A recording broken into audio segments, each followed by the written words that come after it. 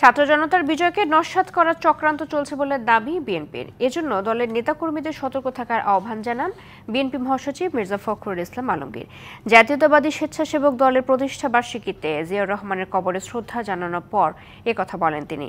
অন্যদিকে গুলশানে বৈঠকের গণতন্ত্র ও অর্থনৈতিক স্থিতিশীলতা রক্ষায় ইউরোপীয় ইউনিয়নের আশ্বাসের কথা জানান বিএনপি নেতা আমির খসরু মাহমুদ চৌধুরী।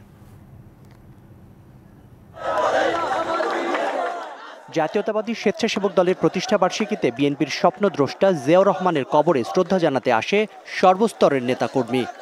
বাংলাদেশ দখলমুক্ত বাংলাদেশ হতে হবে, তারেক রহমানের নির্দেশ সন্ত্রাসমুক্ত বাংলাদেশ, তারেক রহমানের নির্দেশ চাঁদাবাজ মুক্ত বাংলাদেশ।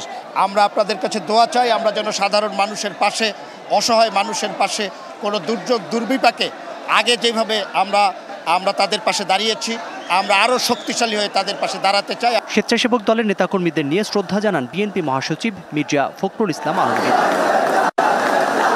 পরে গণমাধ্যমের সামনে আসেন তিনি। আমরা আমাদের দলীয় নেতাকর্মীকে ইতিমধ্যে এই দলকে সাংগঠনিকভাবে আর সুদৃঢ় করার জন্য কাজ শুরু করেছে। কিছু সংখ্যক ব্যক্তি আজকে ছাত্র জনতার এই বিজয়কে নস্যাৎ করে দেওয়ার জন্য ষড়যন্ত্র করছে, চক্রান্ত করছে। তারা বিভিন্ন অঞ্চলে গোলযোগ সৃষ্টি করে আমাদের দলের নেতাকর্মীদের উপরে অন্যায়ভাবে আঘাত সৃষ্টি করার চেষ্টা করছে। এর আগে বিএনপি চেয়ারপারসনের গুলশান কার্যালয়ে দলের মহাসচিব মির্জা ফখরুল ইসলাম আলমগীরের সঙ্গে বৈঠক করেন ঢাকায় নিযুক্ত ইউরোপীয় ইউনিয়নের ভারপ্রাপ্ত রাষ্ট্রদূত।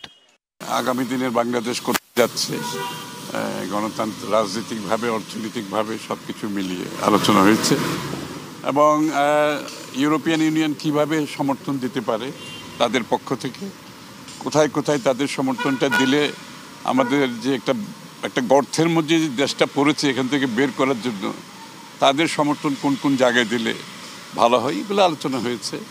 Zakaria Ahmed, DBC news, Dhaka.